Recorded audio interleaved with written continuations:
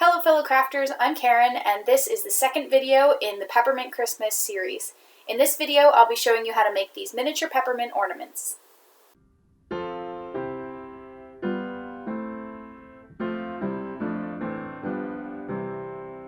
In the Peppermint Trio video we took the idea of peppermints and made them bigger. In this video we're going to take the peppermints and make them much smaller. So for this craft you'll need the materials and tools that are up on the screen. The clay that I'll be using is the most central item, and I'm using just the Sculpey brand. I've gotten two clays of the same brand. I did opt to go for a white clay and a red clay as opposed to just buying a white and painting the red stripes. It's important to probably use the same brand so that you don't have different baking temperatures or types of clay. So I did have some trouble finding clay because it seems that everyone is crafting during the COVID crisis here. So I have three of one color clay and then one that's just a slightly different shade of red. So no big deal there. And I'm going to be I'm going to be making the peppermints to fit in these tiny little glass ornaments that I found at the craft store. It took me a while to find these. I was originally looking for them. I knew they existed, but they're harder to find. So I did find them in the end, and these are 4 centimeter diameter glass bulbs. I didn't want to go with anything much larger than that because the bigger the ornament is, the more tiny peppermints you have to make to fill it, and I'd rather err on the smaller side in that respect. So I already have the oven preheated to 275, and I'm going to be working on some parchment paper here just so I don't have any trouble discoloring anything. And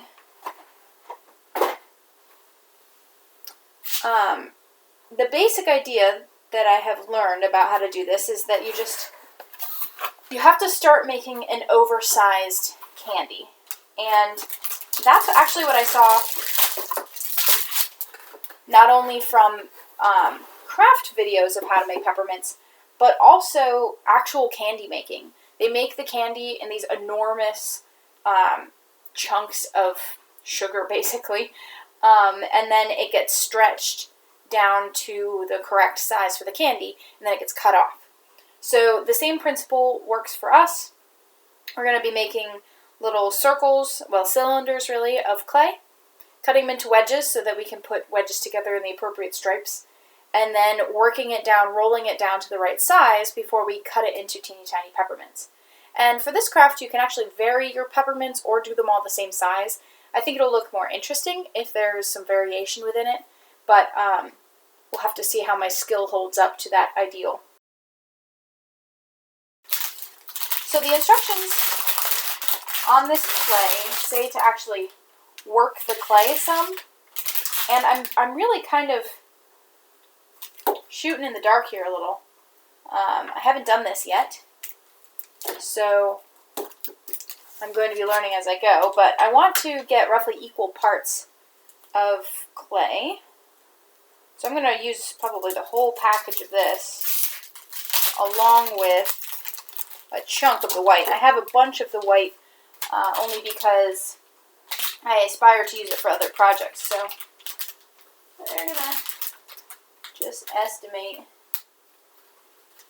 how to get to about the right size here. Can always add more later if I need to. And this is just a regular old paring knife that I didn't care about that I'm using. So I might have a little bit more white than red. It's hard to say because it's narrower. And this red is giving off already color onto the parchment paper, so I am glad that I did not lay it directly on my Lazy Susan here.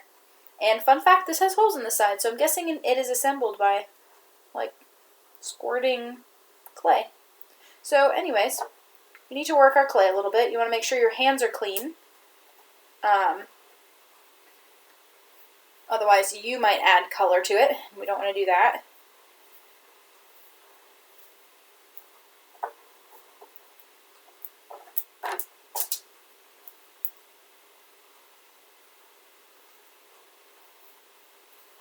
It's not the end of the world if some of your white ends up accidentally mixed with your red. we want to try to keep them more pure colors. But it's an ornament, so it's alright.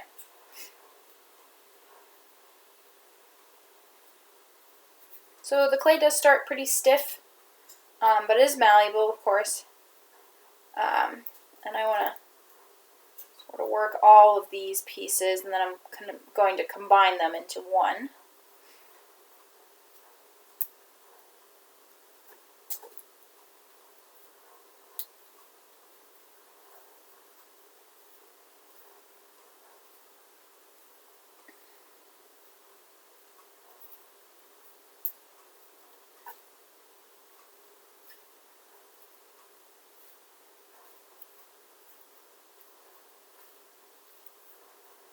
It's actually kind of hard on the hand. And now I'm going to try to roll it into a bit more of a ball. You could do this on a table, or you can do it between both hands. It's hard to get exact, but it doesn't need to be perfect. Alright. That's close. And then we just want to flatten it a little bit.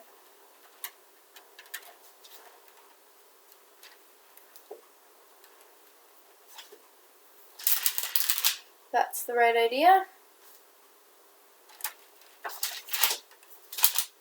It's gaining a little bit of shape from the cup of my palm. But it looks like a pretty accurate circle. Reasonable. I set that aside.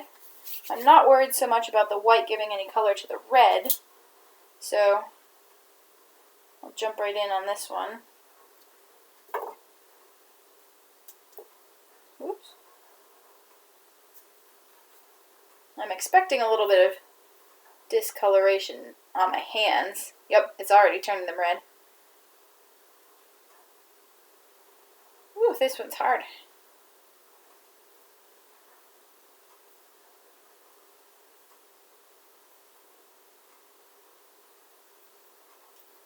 It might have been wise to wear gloves, but I'm assuming this will just wash off when I'm done. Gloves only because I don't want to carry any red color that I get on my hands now into the white. So I'm going to take a second and work this red clay, and then try to make a circle about the same size as my white one. Just to show you how much red came off my hands, like, that's the significant, to say the least. But I think I've got two circles about the same size, which was the goal, so I'm going to wash my hands quick, and then we'll go ahead and cut them. All clean. It did take some soap and water, but my hands do appear to be back to their normal shade of pink, so we can go ahead to the next step here, which is going to be making sure our circles are about the same size. So I'm just putting one on top of the other, and they look really close, so I was actually kind of happy. I didn't really expect that on the first try, but and then what I'm going to do for this is, as I've said in other of my peppermint videos, odd numbers is the key.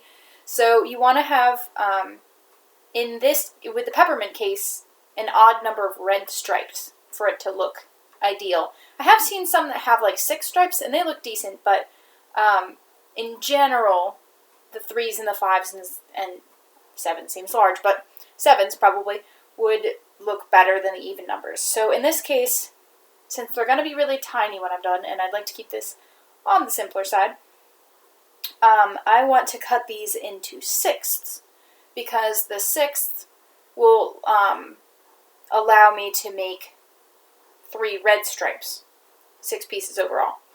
So what I'm going to do is kind of eyeball, looks not completely flat, the halfway point here.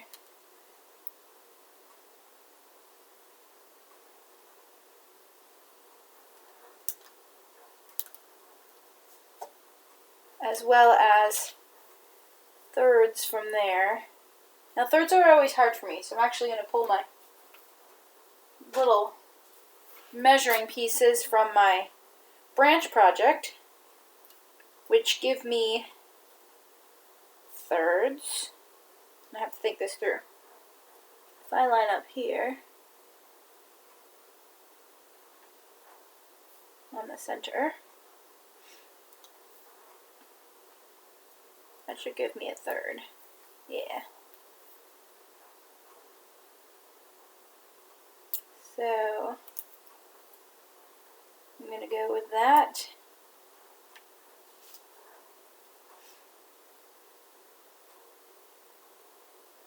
And I'm not going all the way through, I'm just marking here for a start so that if I make any errors and don't like it, I don't have to rework my whole ball of clay.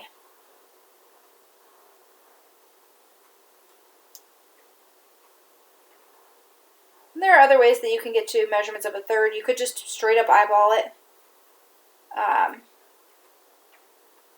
You could measure around the circumference. You could grab a protractor, find something else that's divided into sixths. But that looks to me to be about right visually. So I'm going to run with that. And then we're going to do the same exact process on the red one. But I'm trying to keep my red all in one place, so I'm going to do it over here.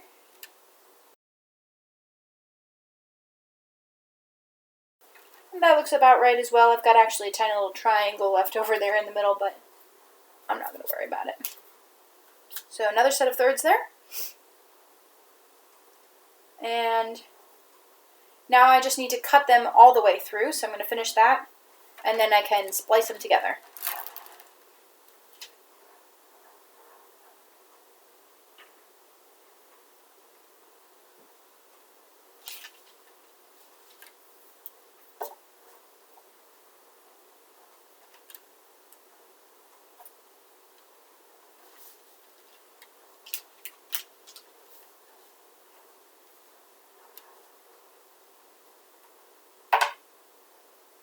Got a little crazy there. It would be better probably to use a longer knife for those long cuts, or use this more effectively. And you're trying to keep, I'm doing a poor job of this, you can see that's angled, but trying to keep a straight line top to bottom.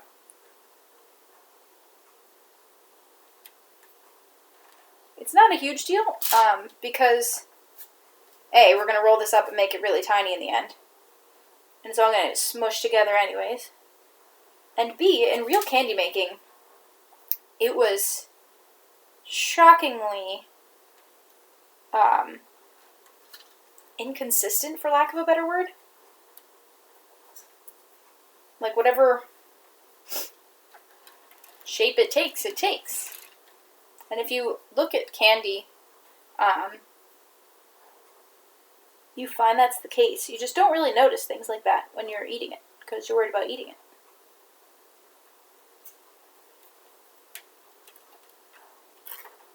Ugh. That was a rough one. But it was cleaner.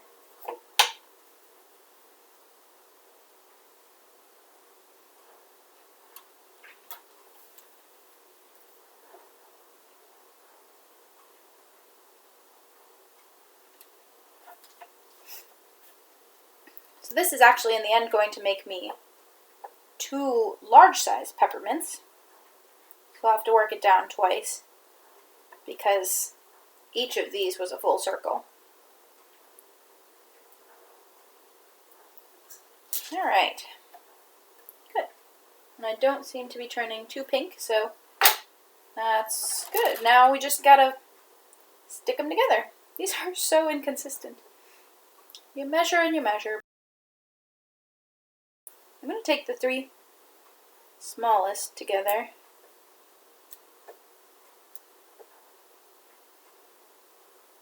Those 2 are about the same size.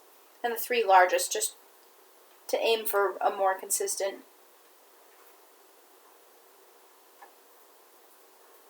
pattern. So we're just going to put those right next to each other.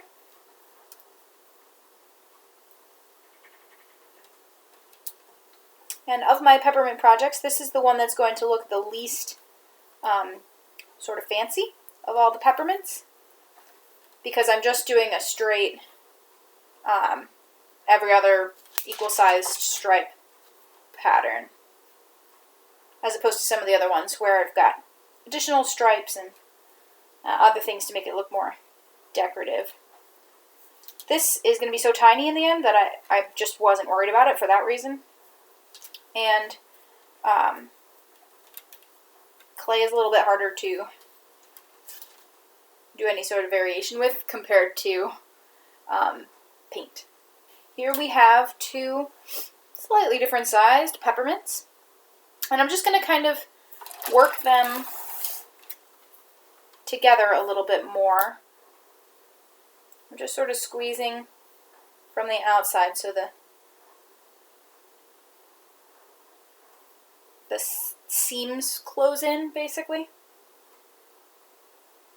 I've carried a little bit of red color into the white here, but not going to worry about it.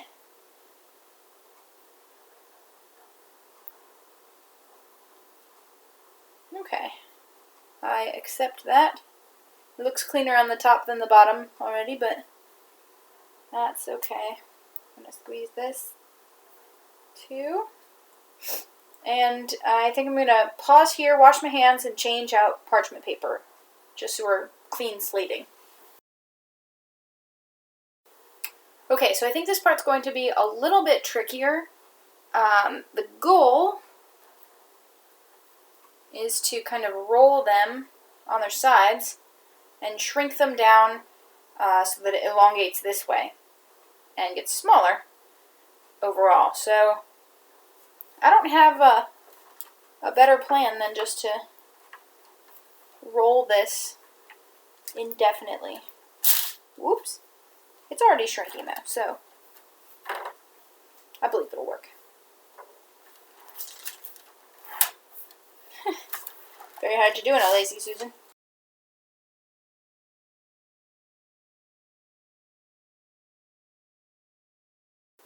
I'm getting a large pocket in here. Not sure if that's bad. I'm going to keep going because I have no better plan. Squeeze that back in on occasion. As long as at the end we have red alternating with white, it's going to look like a peppermint. Ugh. This is unnerving.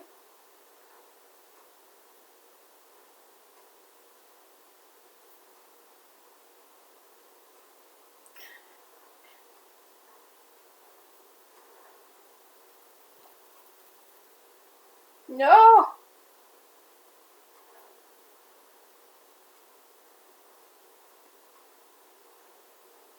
This is malforming on me. I feel like there's something lacking in my strategy, but I'm just going to follow through and see where we end up.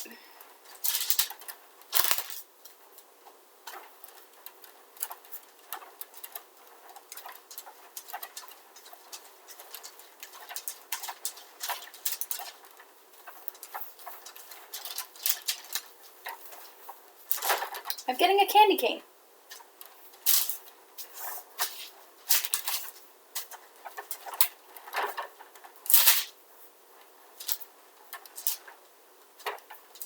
Which I'm kind of liking, but it was thoroughly not what I was expecting to get.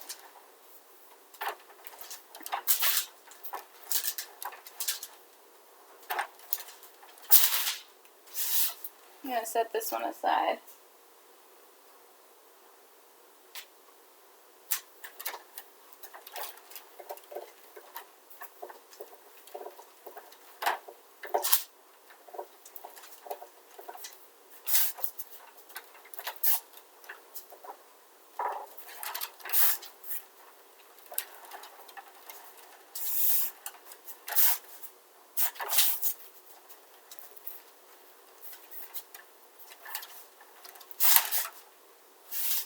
I am expanding beyond my piece. So I'm just going to lop that little guy in half.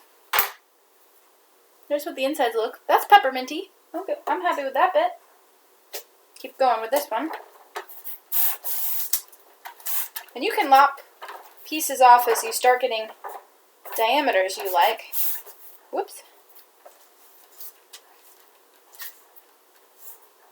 I think I'm going to actually stop here with this one. See, this looks all white on the end, but I think that there's red hiding out in there. I'm just going to start cutting off little pieces. And I'm aiming for about an 1/8 inch. Ooh, this does not like being cut. That was rough. I may have to go thicker, just so it maintains shape, because that was kind of ugly. Let's try. That was better. At about closer to a 1/4 inch. Not sure what I think of these. I have to think about how to do this better on the second one.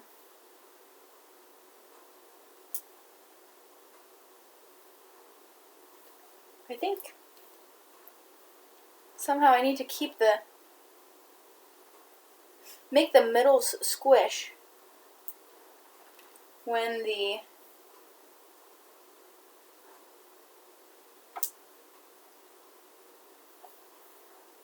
outsides squish in. The middles just didn't do anything, and the outsides ended up folding around on the last one. But it is definitely pepperminty, you can't deny that.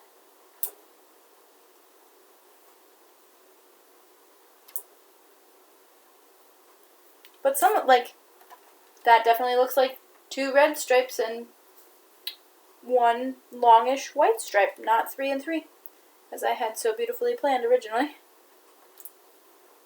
So, I think something like floss might cut this better than my knife, but it is what it is. The nice bit is that since they'll all be clumped up inside an ornament, you won't be looking for clean, precise little candies.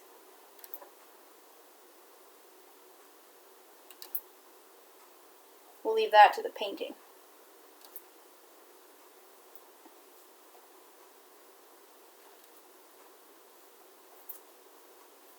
Yeah. I have no idea how this became just red with a white stripe in the middle. I'm going to quit here on this one because that doesn't look like anything reasonable to me. And I'm just going to place these on a baking sheet and kind of make them rounder as I do that. And then we'll give a shot at baking these while I proceed with the larger ones.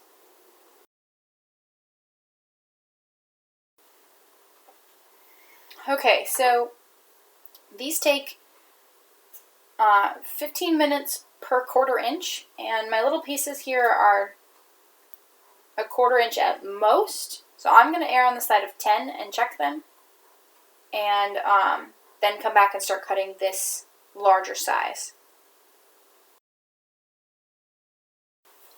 One thing I do want to comment on is that I've used clay before and baked it in the toaster oven, and I found that the white discolored, it browned, and maybe that means that I just did it for too long.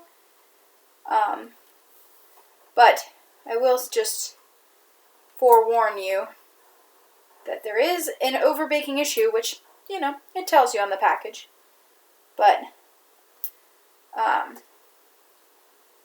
you just want to be careful of that. So those are in. Get these cut and shaped. Pop these in once I know that those are going to look alright. Survive the baking. And I'm going to stop here because I have no clue how I started with 6 stripes and ended up with 2. So if you've done this before and you have any brilliant insights to offer, let me know in the comments. And good news though, these look kind of fun.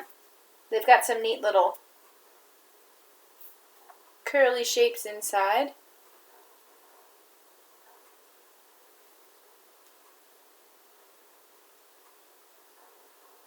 And like I said, as long as it's red and white, it's going to look pepperminty.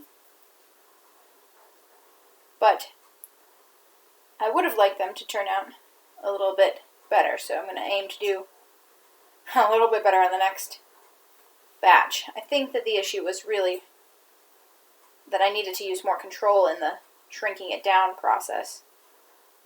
But you live and learn.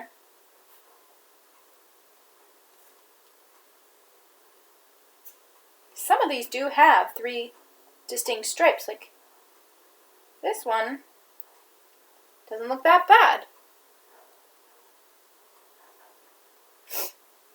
Some of them, however, have definitely only 2 stripes, and some barely even that.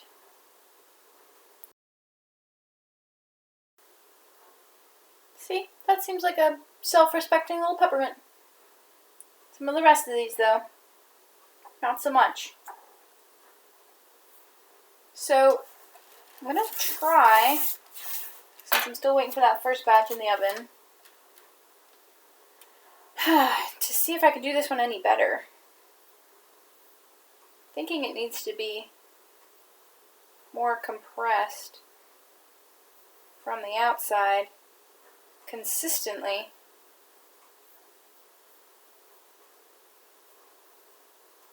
So I'm just sort of flattening it.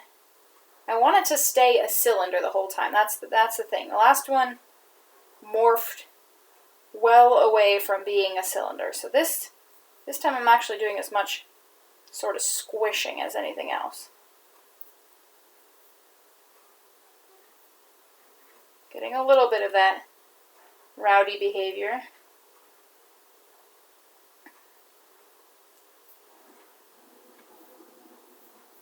Flattened it back.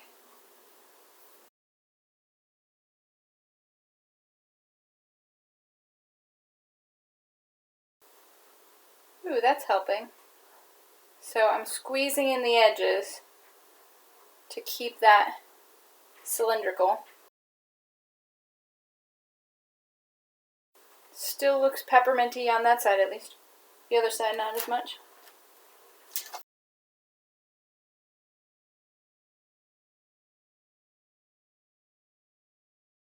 The white, for whatever reason, seems to be like expanding more than the red.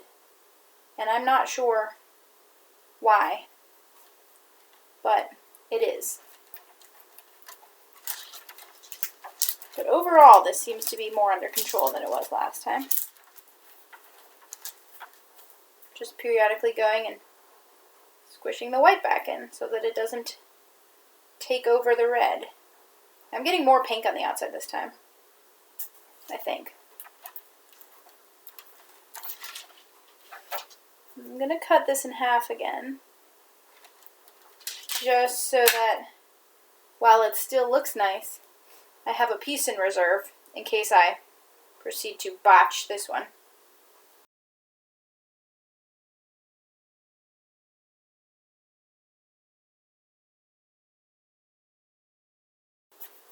Well, this looks at least like alternating red and white, so that's something.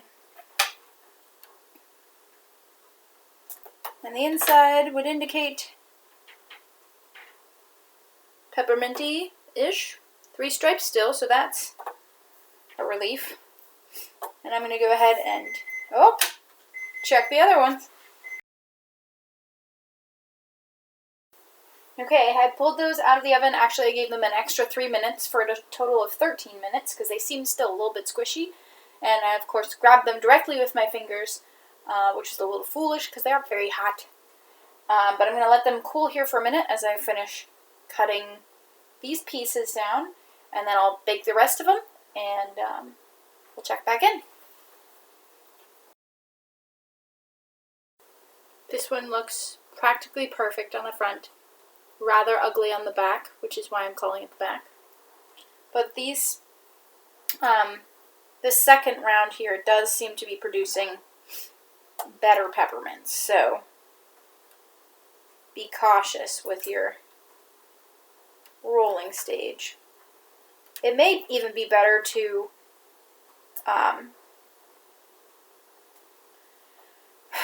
make your original lumps of clay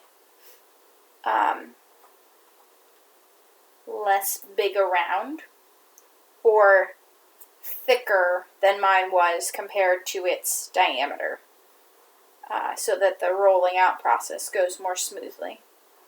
Like if I started in this shape with perfect wedges, there would be less damage to do over time, so to speak,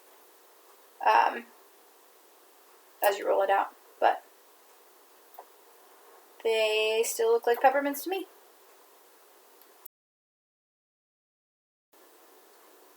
So I decided to keep a few of the big ones. So I have, looks like 11 of those, just to mix it up a little bit.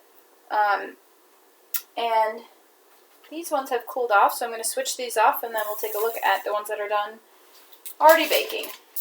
So just by way of quick reflection on the process, these are nice and hard now.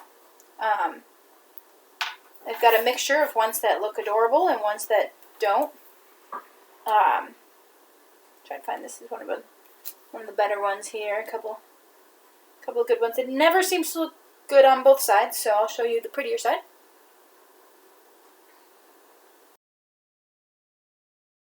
The basic idea. Oh, I didn't think about how big the openings are for those big ones. Oh well. Oh, these are too big too. Mayday. Bad. Well, I have some bigger ones. Good thing. So here's a lesson learned. Check the size of your opening first. Unlike me. So you don't feel that level of embarrassment. Let's hope these go in. Alright, these go in.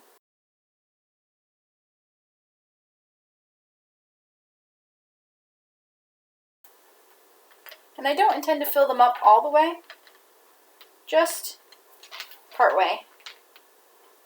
So it kind of looks like when you put a little bit of sand in it or something like that. Those kind of crafts. So that's the idea. Pop that back on.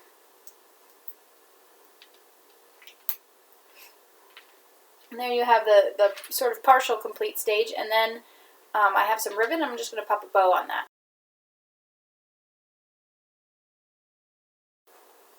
So there are two cute little ones.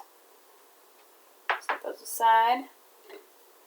These ones, unfortunately, are plastic because I wanted this particular shape for a different project, but they don't. I couldn't find it, at least. I don't think they make it in glass. No luck. Alright, so put those aside for a rainy day. Then I don't think I'll use these for this project. They were just kind of a hope. But that's alright. I will just proceed with the 5 centimeter diameter ones and see what I can fit in there, which is hopefully not even that size. That's sad. I may need some bigger openings. See, that one will go. Bink. Some of the smaller ones here of the second largest size will go in when persuaded. Well, I should put them all in this one, I suppose. And you do want to kind of distribute your sizes, unless you're specifically trying to make them all, like all the small ones in one and all the big ones in another. So I think I'm out of luck for those. Yep. Check your openings. But I can mix in some of these. Those are a little less full than I wanted, but I think a bow around the top will hide it.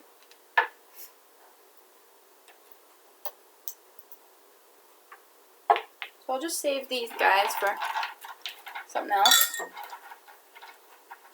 They could just be like sort of table decorations. I mean, if you, ta-da, put that out across the center of a table. Very fun. Not the plan. So I've got 2 medium, 2 small, and I've got several options in ribbon. I originally had this one pulled out, but I think it might make a bow that's too big. It just seems kind of large.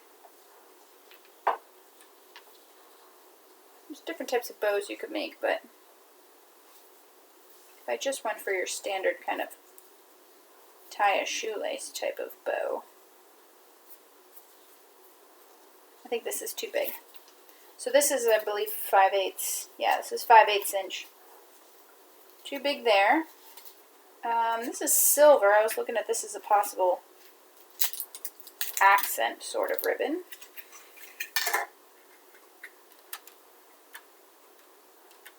Doesn't seem very bow-like to me. You could probably put it around the top like that if you wanted it to look a little more decorative, but I don't see it becoming a nice little bow. This white will probably be too big if the red was too big, because it's also 5/8 inch. I feel like it could scrunch down better, maybe.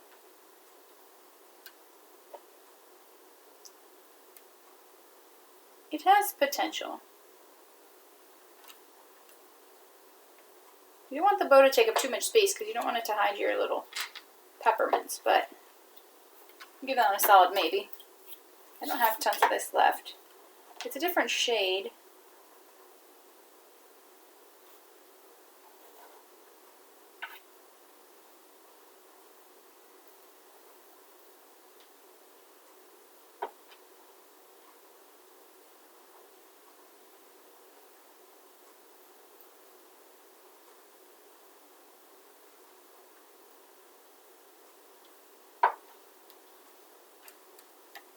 Doesn't make the greatest bow.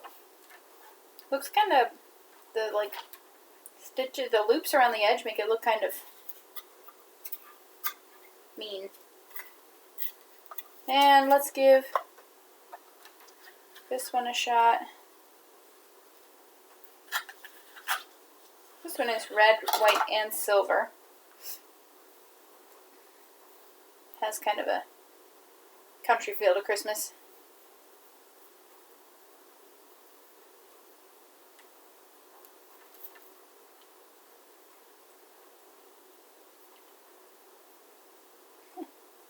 I don't normally do a bow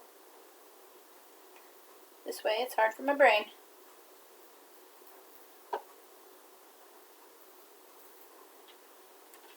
That's not bad.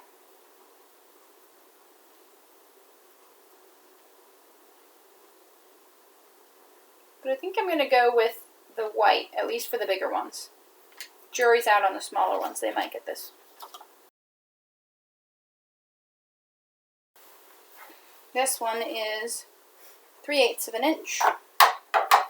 Seem to have fallen a little short with the last one, so I'm going to go even longer with this one and hope I like it, because I don't want to run out of this ribbon. I need it for another project.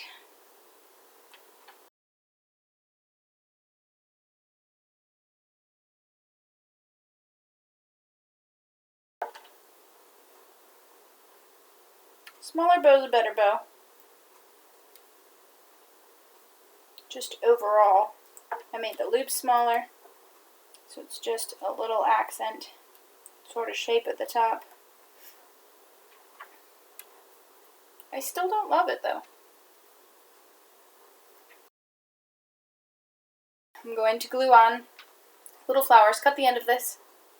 Put a little bit of nail polish on to prevent this fraying from happening in the future. Tie 4 more ribbons, put on 4 little flowers, call it a day. Alright, there you have it.